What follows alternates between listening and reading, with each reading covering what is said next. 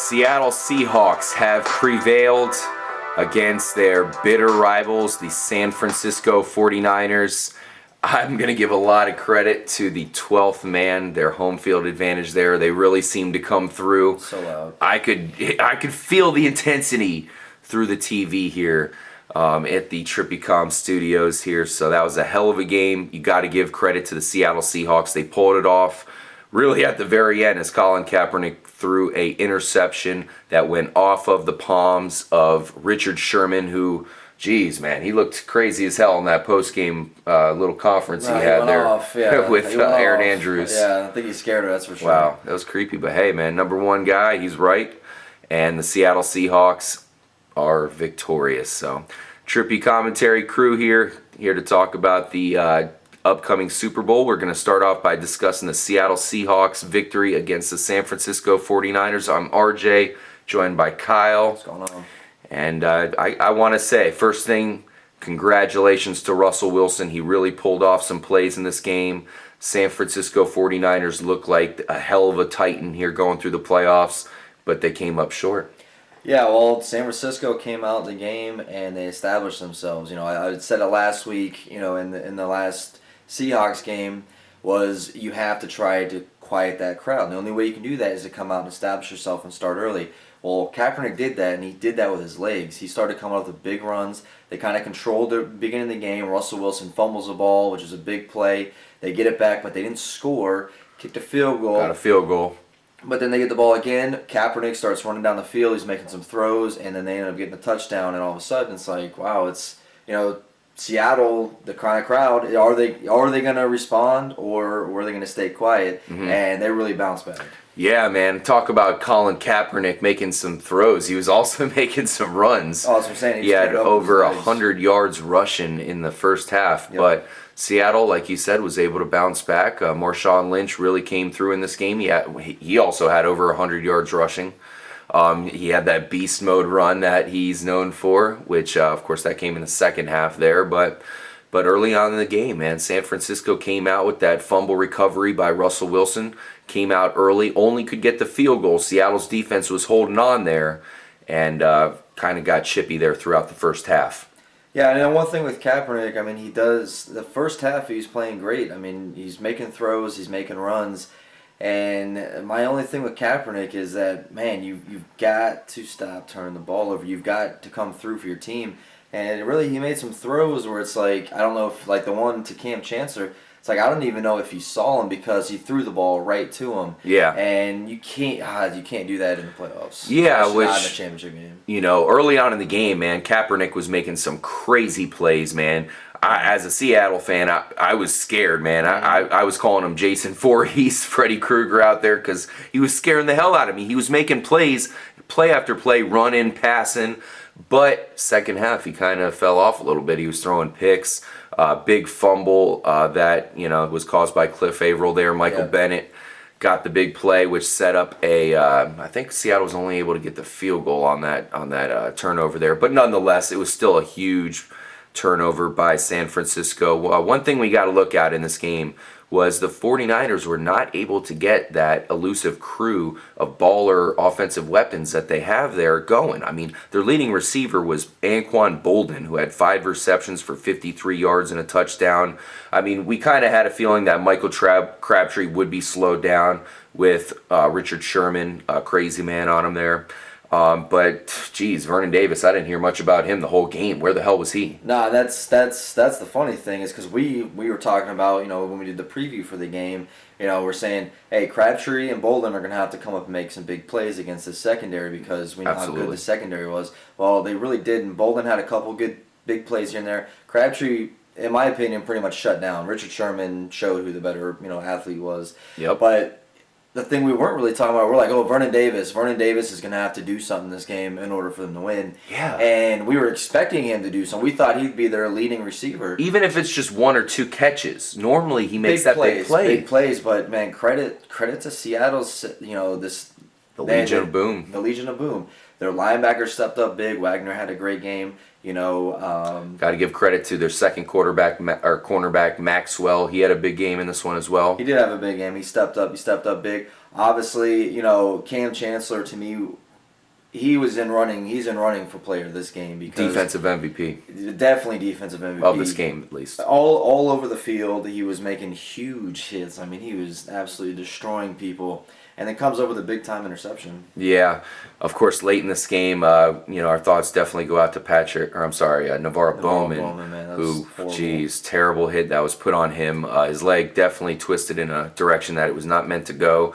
And unfortunately, I think that was kind of a bogus play as well because he intercepted the ball there. It wasn't even a fumble; it was an interception. There was some kind of shenanigans about it not being able to, be reviewed. Which he definitely pulled it out of his hands, and then he's falling down, has possession of it. It hits the ground, and then when he's sitting on the ground, the ball falls off of him because he's in some. He's in pain. His knee just got folded sideways, and who knows? I mean, it didn't look good. And we see that stuff. It's hard. It's because it really sucks because that guy is such a good linebacker. Is going to be such a good linebacker. Hopefully, this is not something that's going to affect him going forward in the future. Yeah, absolutely. Obviously their season's over, so he'll have some time to rest up and hopefully get well for next season. Obviously that's definitely some guy that we like quite a bit here at Trippy Comms, and we want him to be out on the field. He's a beast. And one thing I want to point out, we're watching a little, post-game stuff going on. Earl Thomas had a play early in this game where he absolutely destroyed Frank Gore, and after that play, Frank Gore, he was pretty much on the bench the rest of the game, and then he comes up with on the final drive. Frank Gore comes up with a huge, crucial play to get him a first down to keep that drive going and still give him a chance. And but that was a huge play early in the game. Earl Thomas, took out their running back, who we were saying, Mr. Dependable, Frank Gore. We thought he was going to be able to establish himself, and I think he got hurt, and they didn't even go to him anymore. Yeah, exactly. He really didn't, he wasn't able to do too much. Seattle's defense definitely came out and was, they were determined to stop the run. Now, you brought up that final drive. Let's talk about that for a second. So, there was just enough time for San Francisco and Colin Kaepernick to kind of head down and get a touchdown. They were down by 6 points at the time, and they were pulling off play after play. They were matriculating the ball down the field. They were getting first down after first down. And I got to say, I think they would have got it if the touchdown, that is, if it wasn't for Richard Sherman just coming out with a huge play. He was able to get his hand out, get that deflection, and just set up a nice, easy pickoff for the safety. And that's that. They stopped him. I didn't really like the play there. You had first down. I understand trying to take a shot, but look, I mean, okay, so say they complete that pass there and score a touchdown. There's still time on the clock for Seattle to move down and get a field goal and still win the game. Mm-hmm. I didn't really like that. I would have liked to see just the 49ers just keep driving down. Just keep picking away. Take what they give you. Just keep checking it down. Yeah. Let Kaepernick run it if he needs to. But I don't know if that was a call from the offense coordinator, saying, hey, if it's there, take a shot at it. But in that situation, I'm sorry, I'm Kaepernick. I am not throwing at Richard Sherman's way. Yep, exactly. What are you Why thinking? are you throwing at that guy in that moment? Like you said, they still had some timeouts in their belt there. Yep. Kaepernick probably should have tried to run a little bit for himself. I see a lot of teams doing that in those situations where, they're going for the end zone earlier than they have to. It's like, hey, man, you got a couple plays, get closer. Make it easier on yourself. Don't throw it towards the best cornerback in the league at the very end. And now, of course, that's why he was fired up, because he almost felt offended. He was like, why are you attacking me in this moment? I'm not the guy you want to mess with right now. If you're trying to beat us, you better pass it somewhere else. Yeah. And he came through. Yeah, I don't understand that because, they were starting to move. They had a first down, and then they were 3rd and 2. They got another first down, and then they hit Vernon Davis for 11-yard pass for another first down. And then you're going to try to go to the end zone. I don't get it. You kept chipping away at him. Just keep doing that. Go down the field. Get yourself down to on the 3-yard line and let your Mr. Dependable Frank Gore get in the end zone like he knows how to do and win the game. Yeah. I got to question that call. Yep, and I agree. I mean, in their defense, they were definitely running out of time there, but they had those timeouts.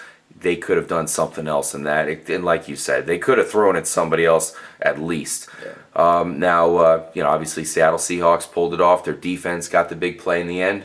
An unsung hero of the game that I really noticed was the Seattle Seahawk wide receiver Doug Baldwin. Doug Baldwin had a huge game. Yeah, man. He was coming out with huge plays, big catches. Golden Tate had a couple good plays. Percy Harvin was nowhere to be seen. Who was it going to be to step up Doug Baldwin, man, he's the guy. He came through. He's the man, and he deserves credit this game. And not only in receiving, he had a huge kick return, remember? Exactly. Yeah, he was all over the place. That kick return brought Seattle right back in this game. Yep. Especially with their crowd who went off. Yep. Credit to Russell Wilson. Other than that fumble early on, no turnovers, so no interceptions against this really tough San Francisco defense. He came through. Obviously, we had talked about how he wasn't as good as we were as accustomed to seeing him, and this game showed off, for the most part, that old Russell Wilson. He got stuffed on some plays. It's going to happen when you play defense this good. But he came through in this game. Came through the one touchdown pass that he had to curse was unbelievable. Yeah. All over the place. He's scrambling. It looks like, all right, is he going to get sacked? Is he going to get sacked? What is he doing here? It's kind of like playing backyard football. And just ridiculous. Makes a throw on the run, a perfect throw. Curse gets him behind him and touchdown. I mean, it's Yeah, we do definitely have to bring that play up because that was when Seattle took the lead for the first time. So what happened was, it was 4th and 7. They were in a field goal range for Steven Hauschka, but it would have been a very far kick, and they'd showed earlier in the game that they weren't really too willing to give him that long of a kick. It must have been some bad wind. I don't know. They knew something. Well, they sent him on the field, and then they're like, all right, let's just call a timeout and think about it. Call a timeout, and they come back and they go for it. So, we're looking at each other. We're saying, is this the right call? This field goal would come in handy, even though, it wouldn't put them in the lead. Next thing you know it, the ball's hiked, but San Francisco is clearly offside. So right away, flag comes up. We're all yelling, free play. You're going to see Russ bomb it. And he does. And Jermaine Kearse, the rookie, just came through with a huge catch. Yep. Pinpoint pass by Russell Wilson right when it mattered, but a great catch by Kearse, and that's one of the big plays of the game. Yeah. Now, going back, one thing I want to talk about here is at the end of the game, Richard Sherman makes a great play, goes up, runs over to Crabtree, taps him on the ass, and is like, hey, man, good game, but I'm still the number one cornerback in the league. Yep. Crabtree throws a little punch to his face there, gets the penalty. Yeah, and then Richard Sherman goes off on Erin Andrews. Like, I'm expecting him at this point to start cussing and I'm like, oh man, this is great because I love when the media when awkward stuff happens. Yeah. And just straight going off. I wonder what's going to come of that. I wonder what Roger Goodell. You know how he is. I'm sure it'll be fine. Richard Sherman probably could care less. But yeah, that's funny. I was actually expecting, because I did see that, and then right after that happened, that little, thing he had there with Michael Crabtree, he went straight to Erin Andrews. And everybody says how Richard Sherman's such a nice guy off the field, and that's just his persona on the field. So I was expecting him to be the bigger man, but he pretty much went off. But he did have a couple interviews after that where he seemed to settle down, but that was pretty funny. I hope someone got that. That should go viral on YouTube. Well, I mean, you can't argue with the man. I mean, he really is. When you call big plays like that, it's. Yeah, I'm sure Crabtree was running his mouth to him, so he was just jacked up coming off of that. And absolutely. Probably was going to look back on it and be like, oh, man, I probably shouldn't have done that. But, hey, you're going to Super Bowl, man. If you're the cornerback of the Legion of Boom there, you're the bad boy. You're the bad guy. That's just how it is. You're not going to get around it. So congratulations to the Seattle Seahawks. Now, sending away the San Francisco 49ers. You're not going to see them changing too much next year. In fact, they'll probably be a lot of the same guys. Hopefully our guy Navarro Bowman can get healthy after that horrific injury. Oof. But I'm not going to be surprised if we see them in the NFC Championship for the 4th straight year next year. Would you? No, I mean, Kaepernick gets it done in the playoffs. And, I thought Kaepernick played good in the first half here. Seattle must have made some adjustments at halftime because it was a totally different game in the second half. But you look forward to next year. I mean, they didn't have Crabtree for most of this year. He's going to be healthy. He's going to have some time to get better because he still is fairly young in this league. So he is going to get better, and we're starting to see it. So he's going to be good. They're still going to have all their pieces that they're going to need. That defense is probably just going to get better. So they could easily come back, and they good head coaching staff. So we could definitely see them back in the playoffs doing the same thing next year again. Yep, absolutely. A guy we like quite a bit. Their free safety, Eric Reed. I mean, he's already looks like a vet, in his rookie season. He's a big guy out there, so he's only going to get better. He's going to get smarter out there. So And Brooks, San Brooks Francisco. too, man. Yeah, exactly. San Francisco is here to stay. Colin Kaepernick. He unfortunately he fucked up in this one. He did not come through in this game when it mattered. Yep. But he'll live to see another day, and we'll probably see San Francisco back in the playoffs as early as next season. Yeah, that's next year. We got to me, we got the best matchup. We got the Seattle. This is what I wanted to see: Seattle Seahawks against the Denver Broncos. Right. Your number one passing attack with the Denver Broncos. Your number one defensive secondary with the Seahawks. It's a prime matchup. You got Peyton Manning, Marshawn Lynch. This is going to be, to me, it's setting up to be one of the better Super Bowls because we haven't seen a whole lot in a little while. We want to see that great Super Bowl. I think this game is going to do that, and I can't wait to watch it. Yeah, I agree, man. It's definitely setting up to be an epic Super Bowl. I think we are going to see a close game here. I mean, Peyton Manning is the master, but the Seattle Seahawks defense is nothing to mess with, and they're going to come out and try to bully them. Yep.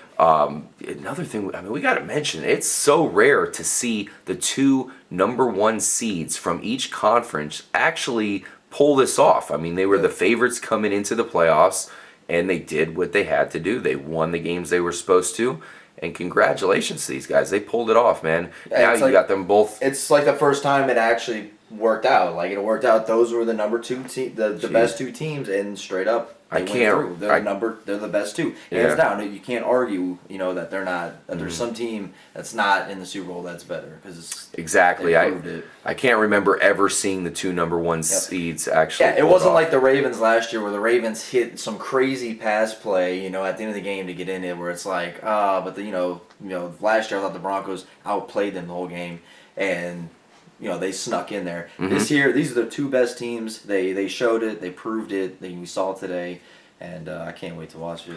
Now, just right off the cuff, who do you think's going to be the early favorite in this game? You calling the Denver Broncos? I'm sure. Probably. It's hard to say, but probably the Broncos. But it's definitely going to be close. Yeah, I think we're going to see the Denver Broncos come out as favorites. Most people are, they will root for the Broncos.